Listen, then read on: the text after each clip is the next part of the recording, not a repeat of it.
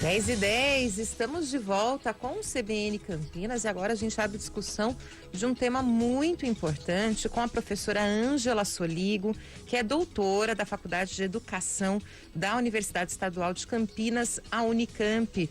Bom dia, professora, muito obrigada pela gentileza em atender a CBN Campinas. Bom dia a todas e todos que estão nos ouvindo, bom dia a vocês da rádio.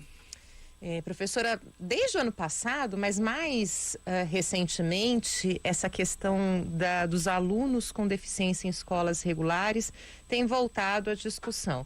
No ano passado, por conta da proposta do governo, né, que havia aí uma nova proposta de educação especial, vamos chamar assim, para esses alunos, e agora com as recentes falas do ministro da Educação a respeito dos alunos em escolas regulares, ele que inclusive em alguns momentos chegou a dizer que esses alunos eles interfeririam, né, no rendimento dos demais estudantes. A senhora, como especialista dessa área, qual que é a sua opinião? Como é que deve ser a educação dos alunos com deficiência? Veja, eu quero antes de tudo frisar que declarar que alunos, crianças, pessoas com deficiência atrapalham, que propor uma política de educação especial retrógrada, que isola, que afasta as crianças do convívio e da aprendizagem escolar regular, é anticonstitucional e desobedece à Lei de Diretrizes e Bases da Educação Nacional, que institui a educação inclusiva. Então, educação escolar é um direito de todas as crianças, adolescentes, jovens. Essa é a primeira coisa. Então, o que eu penso a respeito desta posição e desta tentativa de política que propõe isolar as crianças, afastar, né, do convívio escolar. A primeira coisa é que ela é retrógrada, que no passado nós já conhecemos essa experiência, né? A experiência das escolas especiais, das classes especiais dentro das escolas.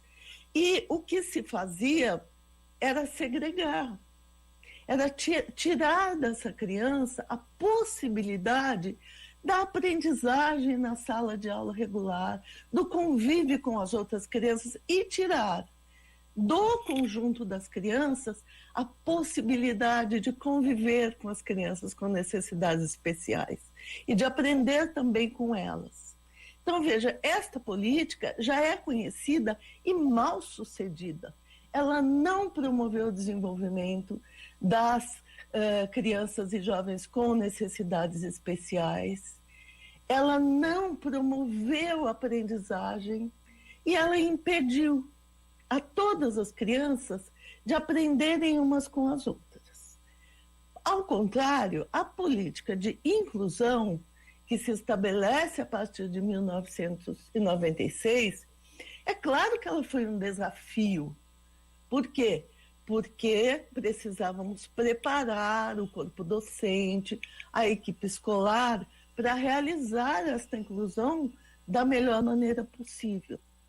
Mas ela tem, ao longo desses anos todos, produzido mudanças e, principalmente, promovido a aprendizagem, né?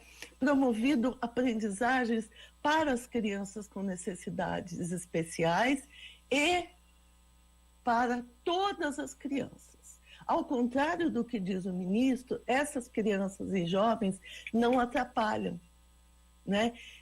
Elas aprendem e as outras crianças aprendem. Eu vou dar um exemplo de uma experiência que eu conheci. Uma sala de aula de terceiro ano que tinha uma criança surda. Todas as crianças da sala aprenderam Libras. Esta criança não era uma criança que atrapalhava, ao contrário, a presença dela permitiu que todas as crianças aprendessem uma outra língua, que é Libras, que é uma língua brasileira. Então, é um engano é um desconhecimento assustador imaginar que seja produtivo segregar essas crianças. Ao contrário, é prejudicial para elas e para todas as crianças. Doutora Ângela e professora Ângela Soligo, muito bom dia. André Berenguer, aqui um prazer em falar com a senhora aqui no CBN Campinas. A senhora tocou num ponto, acho que no cerne, né, da questão com relação a essa questão. E seria, de repente, uma inversão de valores no momento em que todos discutem a integração, né, seja no âmbito da educação ou em outras áreas, né, e parece que estão querendo inverter esses papéis e colocar a culpa nos alunos, ao invés de se discutir e implementar políticas na prática sobre a educação de integração, né? Até porque a escola, como a senhora mesmo colocou nessa questão de Libras, não está apenas trazendo conhecimento aos alunos, mas está os preparando para a vida, né? E a vida na realidade. Exatamente, né? Nós ouvimos isso, ouvimos inclusive do ministro. Aliás, quanto mais ele se explica, pior fica, não é? Mas isso traz dificuldades, faltam os recursos necessários na sala de aula. Espera aí, se faltam os recursos necessários na sala de aula, a responsabilidade é dele e é dos gestores estaduais, municipais. A sala de aula, a escola precisam estar preparados e instrumentalizados para acolher as crianças e os jovens na sua diversidade.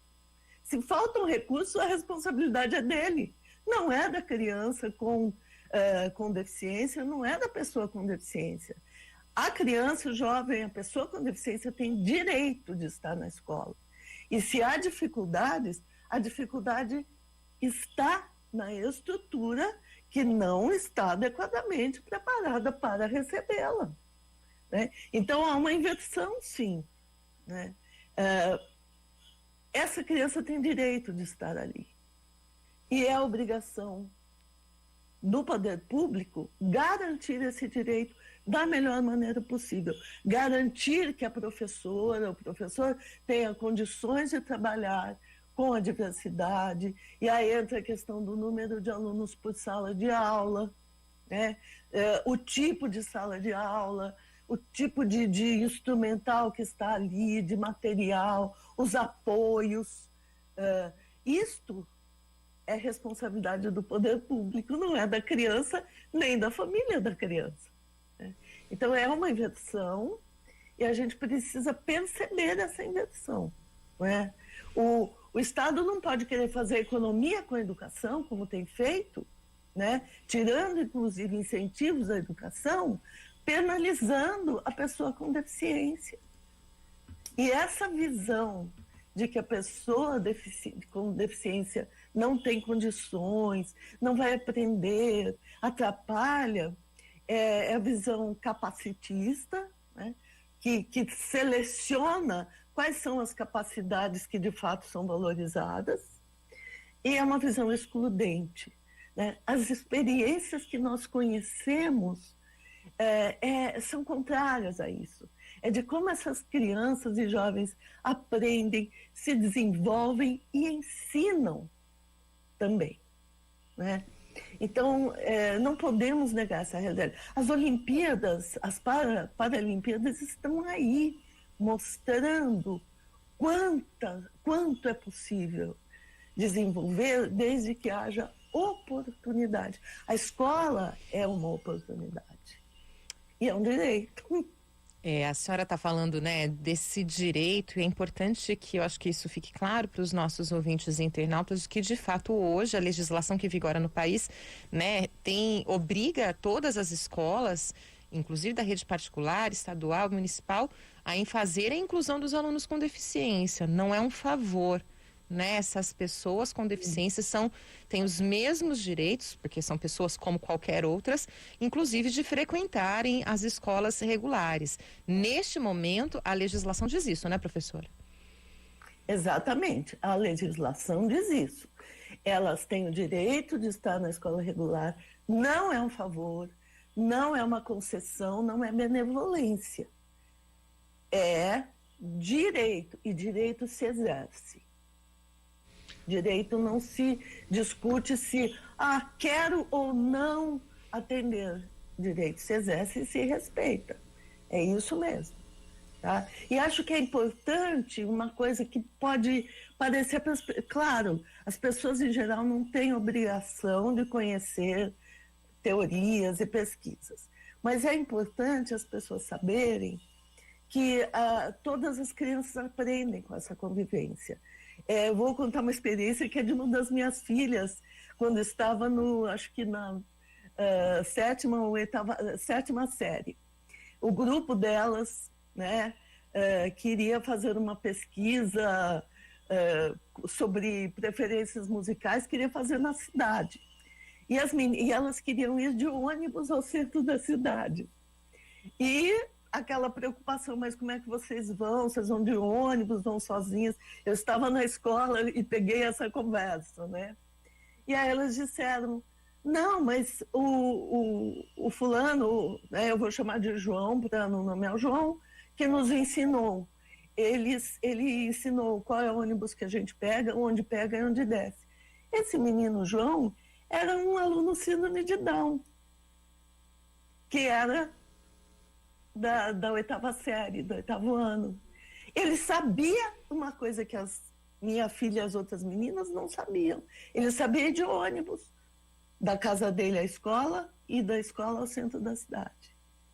Então, vejam, é um engano achar que as crianças que nós chamamos de normais, porque essa nomenclatura também é bem complicada, mas que chamamos de normais, não tem nada para aprender.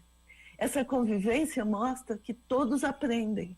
E isso é tão importante, aprender conteúdos e, mais do que isso, aprender a conviver, aprender a respeitar, aprender a não se sentir melhor do que o outro. Tudo isso pode se aprender com essa convivência. E que bom se aprendêssemos. Que bom se o ministro aprendesse. Professora, a gente tem até alguns dados aqui do próprio censo escolar que apontam que de 2005 a 2020, o número de matrículas de estudantes com algum portador, esses estudantes portadores de algum tipo de deficiência, esse número cresceu mais de 165% em todo o país. E a gente observa, dentre as deficiências aqui, tem a intelectual, com a maior quantidade de alunos, seguido de deficiência múltipla e também a deficiência física. Nessa quantidade expressiva desse crescimento, pode haver um retrocesso nesse aspecto, dependendo da política adotada? Claro que pode, porque a política ela visa isso, ela visa retirar essas crianças da escola regular, mesmo que formalmente se diga que as famílias poderão matricular.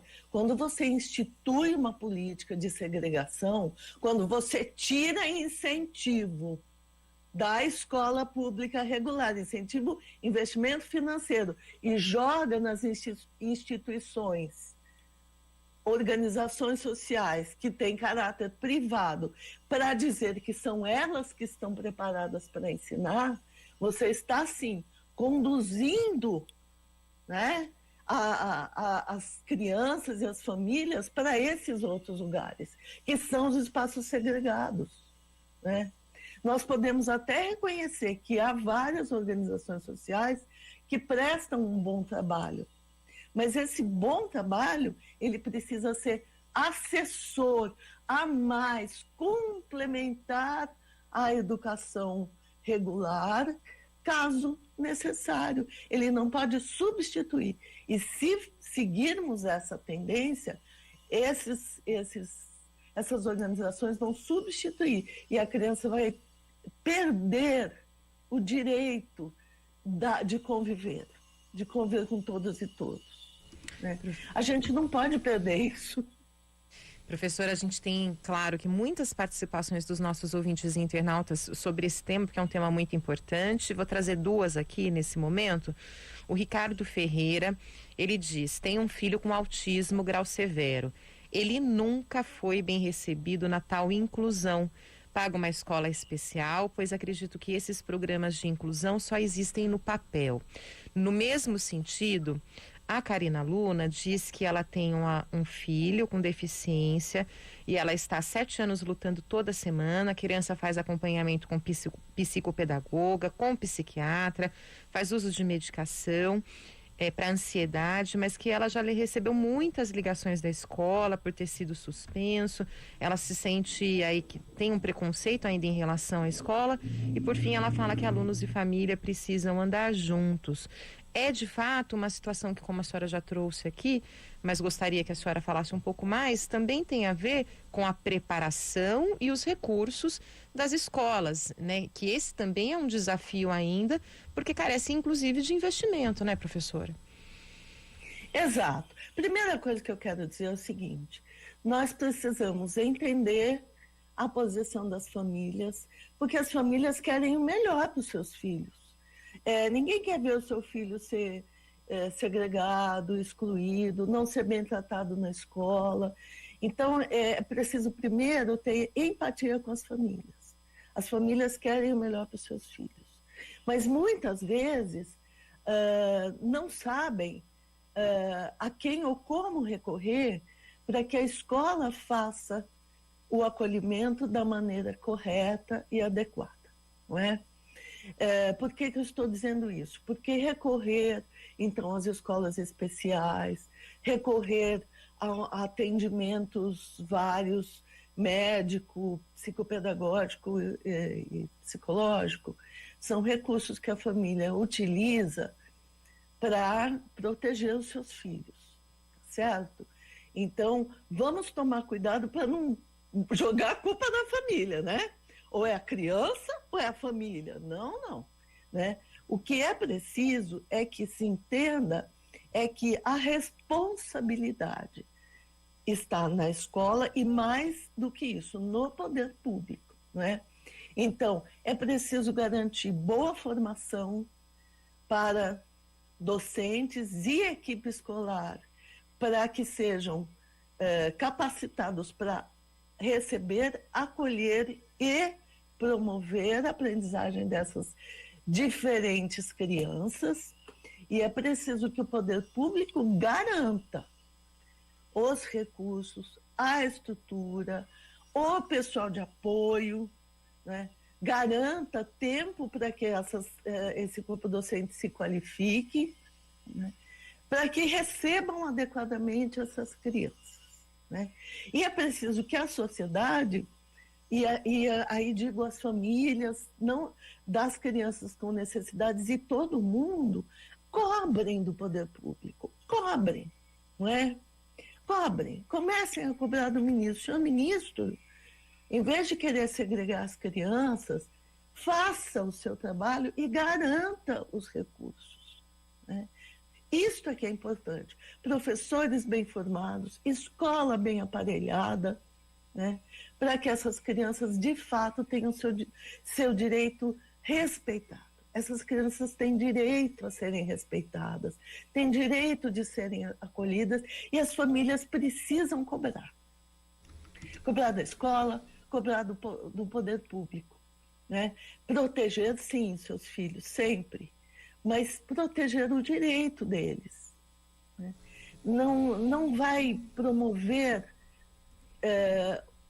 uma boa convivência para essas crianças e jovens no futuro se elas estiverem segregadas. Professora Ângela Soligo, muito obrigada pelas suas contribuições, pelas suas explicações e esclarecimentos. Muito obrigada por mais uma vez atender a CBN Campinas. É um prazer sempre poder dialogar com o conjunto da sociedade. Acho que o rádio faz um papel muito importante nesse aspecto, então contem comigo. Muito obrigada. Obrigado. 10h29.